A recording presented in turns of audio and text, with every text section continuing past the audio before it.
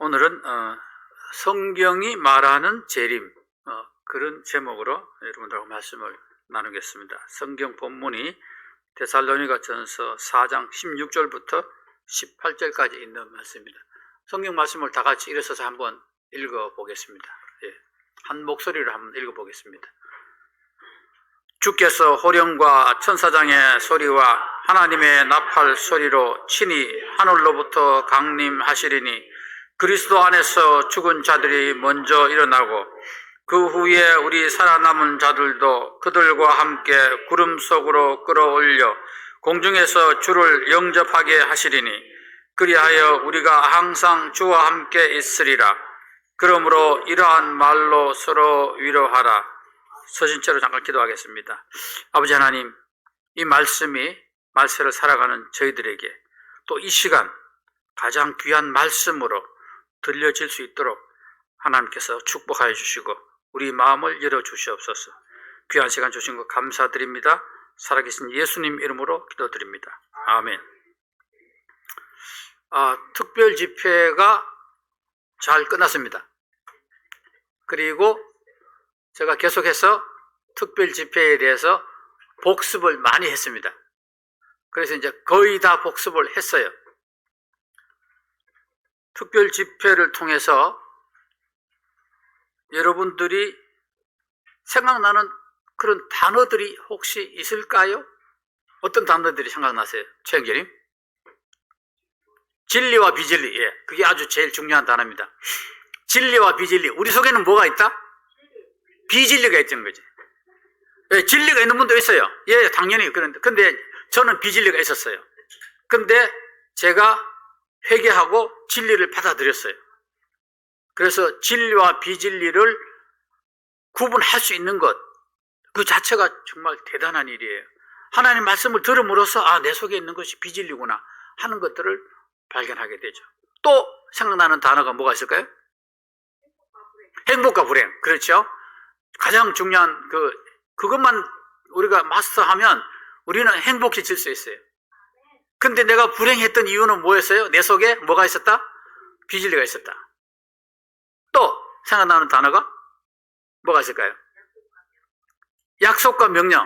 약속과 명령의 차이가 있었죠. 그래서 우리가 그걸 잘 구분을 못 해가지고 이제 우리가 로마서의 믿음 또 야고보서의 믿음, 그 두 개를 우리가 때로는 오해했던 거죠. 근데 로마서의 믿음은 그 약속을 믿는, 그리고 야고보서에서는 우리가 명령한 것을 순종한, 둘 다 순종한다는 건 똑같은 의미죠. 그래서 그렇게 봄으로써 말씀이 똑같은 거구나 그런 생각. 또 어떤 단어가 기억이 날까요? 뭐든지 사람마다 기억하는 게 다 다를 테니까. 그렇죠. 복음이 가난의 해결책이다. 저는 이 말씀이 가장 저에게 축복이 되어서 이번에 그렇구나. 내가 여태까지 어떤 면에서 가난한 부분이 있었구나. 알고 보니까 부족한 부분이 있다. 가난이라는 것은 뭐냐면 부족하다는 거거든요. 근데 우리가 하나님 말씀을 듣고 우리 속에 복음을 받아들이고 나면 부족함이 사라지는 거죠. 갑자기 돈이 많아져서 부자가 되는 게 아니고, 가난이 없어지는 게 아니고, 나에게 부족함이 없어지면 자동적으로 가난은 사라져 버리는 거죠.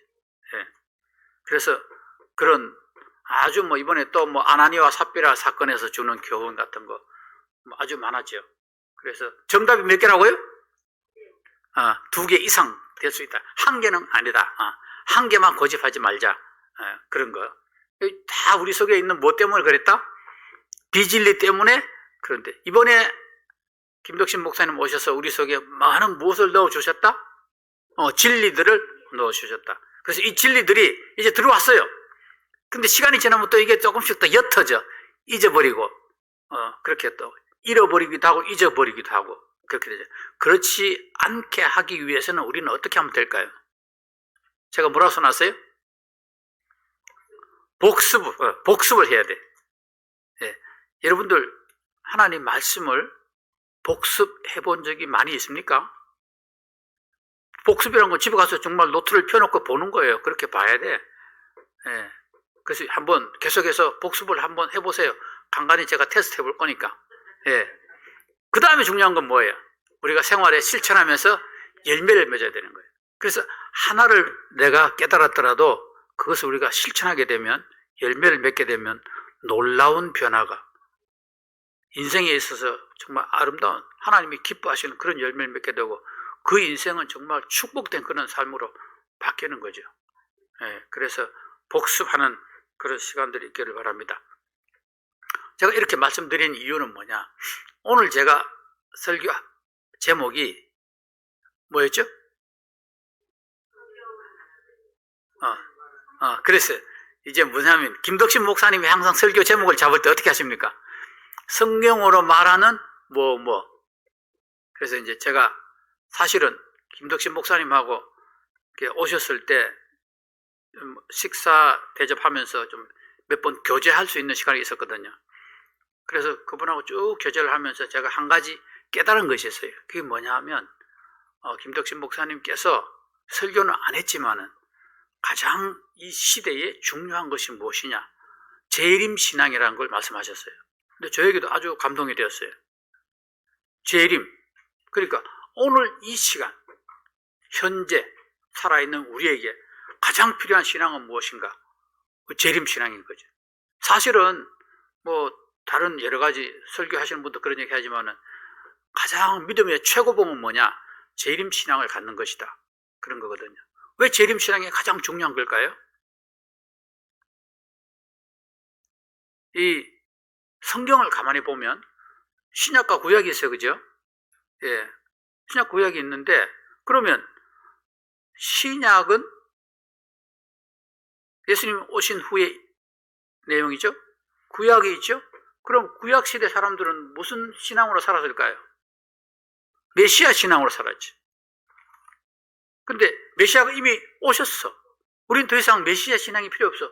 그분이 십자가에 달리시고 그분은 부활하셨어. 이미 승천하셨어. 그러니까 이제 우리에게 한 가지 남은 약속이 있다는 거예요. 마지막 약속, 재림의 약속이에요. 내가 다시 오겠다고 말씀하셨던 거죠. 그래서 오늘은 성경이 말하는 재림, 이 말씀으로 여러분들하고 성경이 과연 재림에 대해서 뭘 얘기하고 있는가, 그런 것들을 제가 조금 성경을 조금 찾아보고 이런 부분들에 대해서 말씀을 나누면 좋겠구나 하는 그런 생각이었어요. 그래서 오늘도 특별 집회의 연장선상에서 제가 마무리하고, 제가 다음에 오면 이제 한국 갔다 오면 그때는 다시 큐티로 돌아가는 식으로 그렇게 하겠습니다. 그래서 김덕신 목사님 말씀이 여러 가지 말씀이 있었는데, 제일 중요한 것은 창세기 2장과 창세기 3장의 차이를 늘 말씀하셨어요. 창세기 2장이 있고 창세기 3장이 있어요. 그 사이에 뭐가 들어왔죠? 죄가 들어왔어요. 그래서 창세기 2장에서는 행복했던 사람이 창세기 3장에 오면 불행해져요. 창세기 2장에서는 부족함이 전혀 없던 사람이 창세기 3장에 들어오면 부족한 사람으로 살아요. 부유하게 살던 사람이 가난하게 되는 거예요. 그 사이에는 죄가 있었다는 거예요. 그래서 이 죄 문제만 해결되면 이 모든 게 다 같아지는 거예요. 2장과 3장이 같아지는 거예요. 같아지게 하기 위해서는 죄가 해결돼야 됩니다. 죄가 해결되는 것은 뭐예요? 예수님이 십자가에서 우리 죄값을 치르시고 이미 돌아가셨잖아요. 피를 흘리셨잖아요. 그래서 죄값이 치러졌어요. 그래서 죄가 없어졌어요. 죄가 없어지니까 우리가 원상 회복이 되는 거예요. 회복이 되는 거죠. 그래서 회개를 통해서 회복됨으로써 이 모든 문제들이 다 해결된다는 것, 그것이 성경이 도도히 흐르는 하나의 진리예요. 이 말씀을 여러분들이 어떤 부분에서든지 깨닫기만 하면 여러분, 우리는 그 깨닫는 순간부터 놀라운 새로운 삶을 살게 된다는 거죠. 그래서 오늘은 메시아를 기다리던 사람들이 있었고, 우리는 재림을 기다리는 사람들이고, 그래서 메시아를 기다리는 사람들은 과연 어떤 삶을 살았던 것인가? 성경 전체에서 메시아에 대한 구약의 예언이 수백 개가 되죠. 300 몇 개라고 그렇게 얘기를 하는데, 메시아에 대해서 쭉 얘기를 하고 있어요. 그래서 예를 들어서 창세기에서도 여러 개 있고, 모든 성경의 구약에 보면 다 메시아에 대한 이야기들이 있어요. 창세기 뭐가 있죠? 창세기 아담의 후손, 여자의 씨, 이런 말씀이 쭉 있지 않습니까? 그래서 그런 내용이 있고, 출애굽기에 또 뭐가 있어요? 출애굽기는 이제 6월절 어린 양 출애굽기에서 준비를 하고 계시잖아요. 출애굽기 또 뭐 레위기에서도 마찬가지고 영문박 그런 내용들. 그래서 창세기 구약에 있는 여러 가지 내용들, 그 중에서 특별히 시편에는 뭐 수많은 메시아에 대한 그런 예언들이 나와 있고, 또 이사야서에서는 또 여러분도 잘 아시다시피 연한 순 같고 뭐 그렇게 하면서 다 그 메시아에 대한 그런 기록들이 쭉 나와 있죠. 근데 메시아를 기다리는 사람 중에 신명기에도 그런 말이 있네요. 나무에 달린 저주 받는 것. 그 다음에 그렇죠. 그래서 우리가 생각해 보는 것은 뭐냐 하면, 구약에 있었던 믿음의 사람들은 메시아를 만났어요? 못 만났죠. 그런데 놀라운 것은 그 사람들이, 그 믿음의 선배들이 그 메시아를 기다리는 그 믿음으로 자기 삶을 살아갔다는 거예요. 그 내용들이 어디에 나와 있어요? 성경에 다 나와 있죠. 수많은 믿음의 사람들이 그렇게 살았다는 거죠. 그래서 말씀드린 포인트는 뭐예요? 우리도 그들처럼 그 사람들이 믿음으로 그렇게 살았던 길을 여러분들이 다 아시잖아요. 레갑 족속들, 뭐 유다 사람들, 뭐 쭉 나오지 않습니까? 그 사람들이 메시아를 만나지 못했어요. 그런데도 그 메시아 신앙으로 자기의 믿음의 삶을 성공적으로 끝내고 마침내 누구나 가는 길을 가게 됐다는 거죠. 그런데 더 놀라운 사실은 제가 신약에서 발견하게 되는데, 그 메시아를 기다렸던 사람들이 마침내 메시아를 만난 장면이 누가복음에 나와요. 그래서 그 말씀을 제가 오늘 가지고 와봤는데, 누가복음 2장 25절 33절 그 말씀이 있죠. 누가복음에 예루살렘에 시므온이라는 사람이 있으니 이 사람은 의롭고 경건하여 이스라엘의 위로를 기다리는 자라. 성령이 그 위에 계시더라. 그가 주의 그리스도를 보기 전에는 죽지 아니하리라 하는 성령의 지시를 받았더니, 그게 또 있습니까? 성령의 감동으로 성전에 들어가며 마침 부모가 율법의 관례대로 행하고자 하여 그 아기 예수를 데리고 오는지라. 시므온이 아기를 안고 하나님을 찬송하여 이르되, 주제여 이제는 말씀하신 대로 종을 평안히 놓아 주시는도다. 그 다음 또 있습니까? 그 다음에 또 이제 다른 구절이죠, 이거는. 또 아셀 지파 중 비누엘의 딸 안나라는 선지자가 있어. 나이가 매우 많았더라. 그가 결혼한 후 7해 동안 남편과 함께 살다가 과부가 되고 84세가 되었더라. 이 사람이 성전을 떠나지 아니하고 주야로 금식하며 기도함으로 섬기더니 마침내 메시아를 만나는 거죠. 자, 시므온과 안나는 얼마나 그 감격이 컸을까요? 우리가 상상할 수 없겠죠, 정말. 자기가 그렇게 평생 그렇게 믿어왔는데 그 메시아를 만난 거죠. 무슨 얘기예요? 우리가 저 사람들의 믿음을 따라서 우리가 마침내 다시 오실 그 예수님을 바라는 그런 믿음을 우리가 가져야 된다는 거죠. 많은 믿음의 선배들이 그렇게 믿음으로 살아온 것을 성경에 기록을 해놓고, 또 시므온과 안나 같은 사람들도 그 놀라운 그런 마침내 약속이 이루어지는 그 하나님이 주신 약속을 이루게 됐다는 것, 그리고 그 현장을, 그 순간을 맞이했다는 것, 이것이 곧 저와 여러분의 믿음이 되기를 원합니다. 그래서 우리 사는 동안에 예수님이 오신다면 우리는 정말 저 믿음의 사람들과 같은 동일한 그런 믿음으로 우리의 하루하루를 살아갈 수 있다는 것이죠. 그래서 메시아를 기다리는 수많은 사람들이 있었고, 그리고 우리는 어떤 사람들입니까? 우리는 이제 재림을 기다리는 사람들인 거죠. 재림에 대해서 제가 이제 하나님 말씀을 좀 찾아봤는데, 재림에 대해서 가장 구체적으로 하나님 말씀을 기록한 책은 데살로니가 전서입니다. 데살로니가 교회는 정말 사도 바울로부터 칭찬받는 그런 교회였죠. 그래서 믿음이 있는 그런 교회였고, 또 소망이 넘치는 그런 교회였어요. 또 사랑이 넘치는 그런 교회였어요. 근데 문제는 뭐였냐면 데살로니가 교회가 그 당시에 초대 교회가 많은 핍박 속에 있었어요. 그래서 그들은 예수님이 다시 오신다는 그 약속을 듣고 이제 예수님이 오실 때가 멀지 않았으니까 우리가 이렇게 살 게 아니라 자, 이제 우린 다 정리하고 예수님 맞이할 준비를 하자. 이런 여러 가지 뭐랄까 주장들이 있었어요. 그래서 막 혼란이 좀 있었어요. 언제 예수님 오실지는 모르면서 그런 혼란이 있었어요. 그래서 사도 바울이 데살로니가 교회에 편지를 했어요. 언제 오실 건지, 어떻게 오실 건지 그런 구체적인 장면들을 데살로니가 전서 4장에 기록을 하셨어요. 그래서 그 기록을 한번 여러분들하고 보기 원합니다.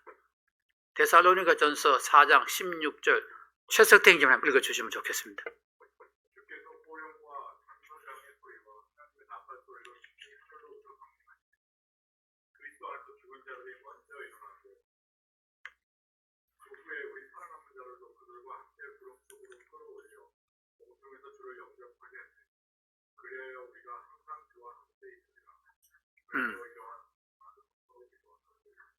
아멘.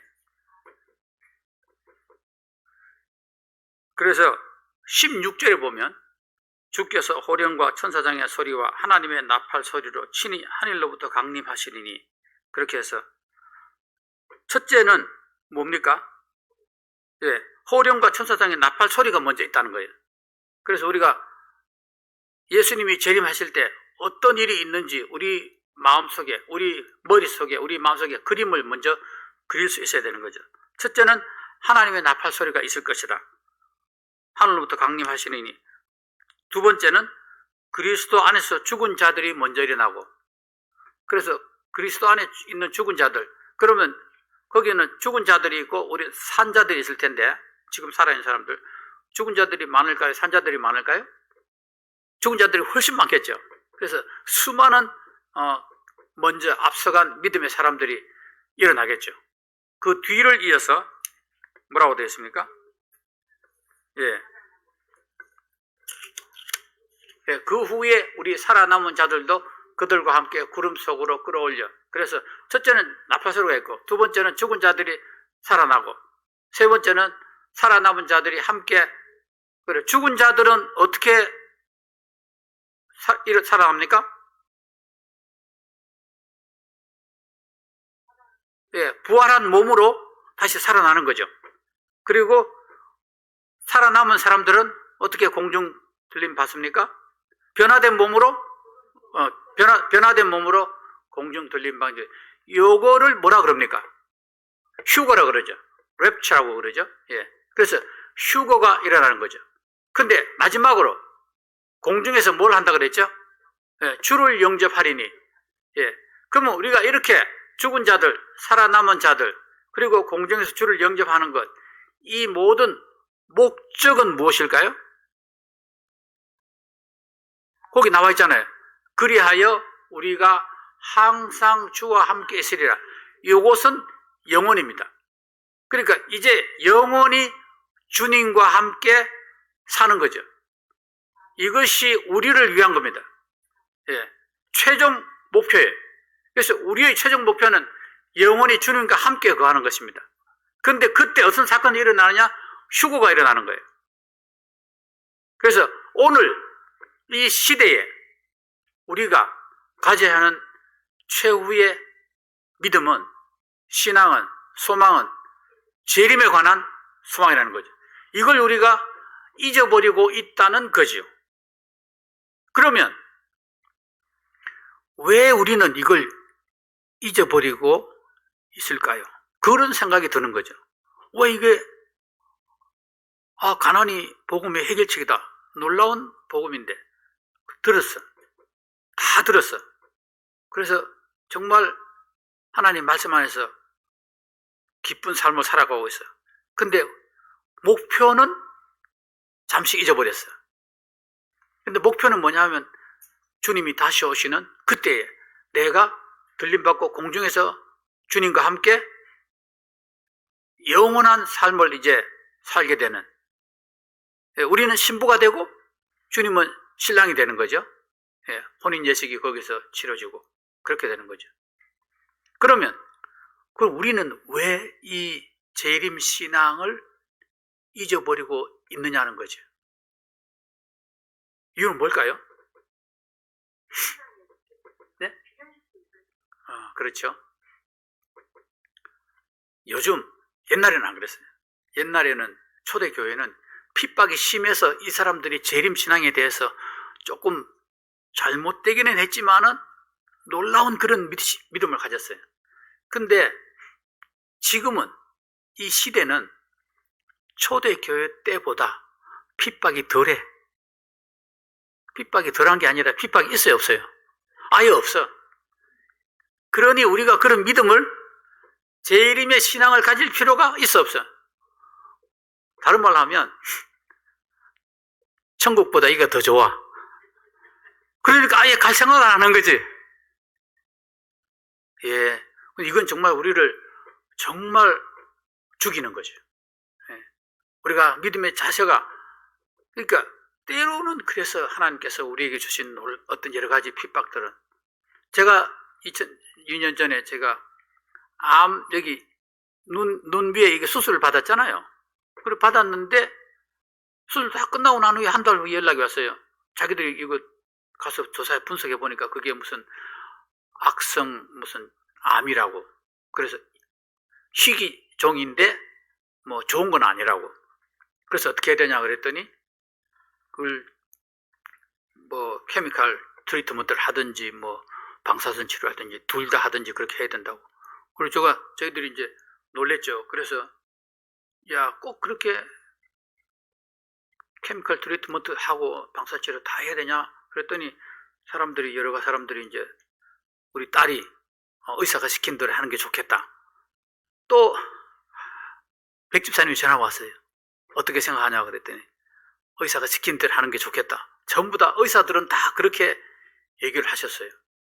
그래서 제가 마침내 이제 전문의 또 병원을 옮겨가지고 거기 가서 물어보고 그러니까 그 사람이 쭉부터 보더니 뭐 그 정도는 아니고 그냥 방사선 치료만 하면 좋겠다. 근데 중요한 건 뭐냐면 제가 이제 암 환자라는 거예요. 제가 그때 여러 가지 생각을 했었어요. 이 암이라는 게 이게 나도 관련이 되는 단어구나. 저하고 아무 상관이 없는 단어인 줄 알았어요. 그래서 제가 이게 삶을 정리해야 될 그럴 때도 있구나. 그런 생각이 잠시 들었거든요. 무슨 얘기입니까? 우리 삶에 오는 어떤 핍박들, 때로는 어려움들, 힘든 시기들, 이런 것들은 우연히 있는 게 아니에요. 하나님께서 다 놀랍게 역사하시는 그 섭리 가운데 있는 것들이죠. 우리로 하여금 다시금 믿음의 자세를 갖게 하기 위해서 다시 그동안 보지 못한 것들을 다시 쳐다봐. 그렇게 하나님께서 우리의 시선을 요구하시는 것이죠. 하나님이 요구하시는 그 포커스에 우리의 시선을 맞춰야 되지 않을까요? 네, 우리의 시선은 지금부터 다시 오실 주님, 그분에게 맞춰져야 됩니다. 성경이 요구하는 것이 그거예요. 그래서 마침내 공중에서 주를 영접하게 하시리니 그리하여, 목적이에요. 우리가 항상 주와 함께, 그 사이에 무엇은 단어 넣을 수 있을까요? 영원히 있으리라. 예, 그것이 우리 믿음의 마지막 종착지예요. 그래서 그것을 잊지 말고 우리가 재림을 기다리는 그런 신앙을 가져야 된다. 그런 말씀을 여러분들에게 드리고 싶네요. 그래서 마지막으로 거기 보면 뭐라고 되어 있냐면 서로 위로하라, 그런 말씀. 제가 그 말씀을 쭉 읽으면서 왜 이 말씀이 있을까? 이게 좀 놀라운 말씀이 거기 들어있어요. 믿음의 사람들에게 지금 얘기하는 거 아니에요. 재림을 기다리는 사람들은 이미 구원받은 사람들이죠. 구원받지 않은 사람들이 재림을 기다릴 이유가 없는 거죠. 그러니까 서로 위로하라. 우리는 사실은 이 세상에서 구별된 삶을 살고 있어요. 세상과는 구별된. 그래서 오히려 세상은 우리를 손가락질 할 수 있어요. 그러나 믿음의 사람들은 우리가 필요한 것이 서로 위로가 필요해요. 왜 서로 위로가 필요할까요? 우리는 이 상황에서도 계속해서 우리가 살았던 일상을 계속 살아야 돼요. 데살로니가 교회에 있던 사람들이 그런 부분이 약간 혼란이 있었어요. 그런데 우리는 오늘 하루의 삶을 여전히 동일한 자세로 살아야 돼요. 근데 잘못하면 우리가 포기할 수가 있어요. 왜냐하면 그 믿음을 계속 살아가는 것이 쉽지 않기 때문에. 그래서 우리가 서로 위로가 필요한 거예요. 내가 낙심할 때 다른 옆에 있는 분들이 나를 위로하고, 그분이 무슨 문제가 있을 때 내가 그분을 위로를 하고, 그렇게 해서 서로 낙심하지 않도록 어디까지? 다시 오실 예수님을 만나는 그 시점까지. 둘 중에 하나예요. 우리 살아있는 사람은 첫째, 내가 먼저 이 세상을 떠날 수도 있고, 육신적으로. 아니면 그래서 주님을 만나고, 아니면 주님이 오셔서 살아있는 동안에 주님이 오시면 그때 만날 수도 있고. 그래서 서로 위로하라는 것은 우리 일상생활에서 때로는 우리가 포기할 수 있는 그런 부분들이 많이 있거든요. 예상치 않은 그런 문제가 나한테 발생했을 때, 또 누군가의 도움이 필요할 때, 그 위로하라는 얘기는 말로만 위로하라는 것도 아니고, 또 실질적으로 우리가 할 수 있는 그런 일을 통해서 실질적인 위로를 우리가 줄 수 있겠죠. 그렇게 해서 믿음의 사람들에게 꼭 필요한 말씀은 제일 마지막에 18절에 있는 말씀처럼, 그러므로 이러한 말로 서로 위로하라.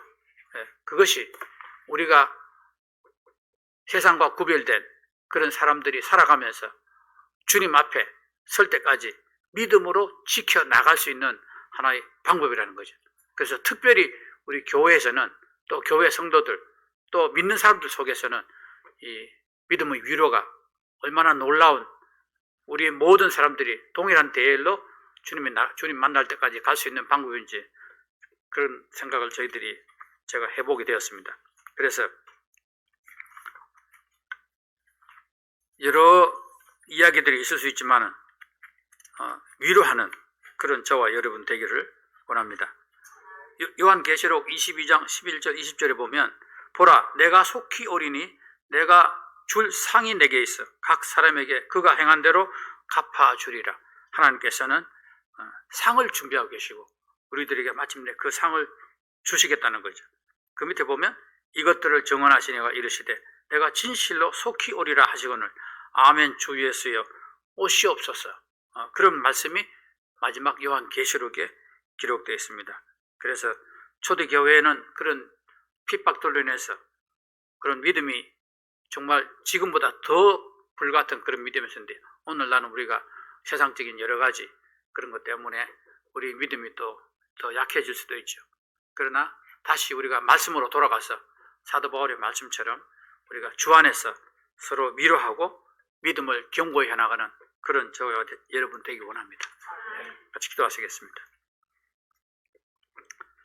아버지 하나님, 또 이 마지막 때에 저희들에게 또 주님 오시는, 다시 오시는 그 약속들을 상기할 수 있는 그런 시간 주신 것 하나님 감사드립니다.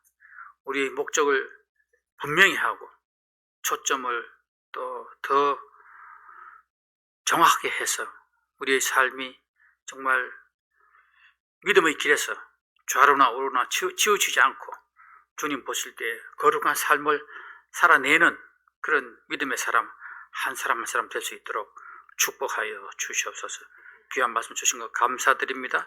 살아계신 예수님 이름으로 기도드립니다. 아멘.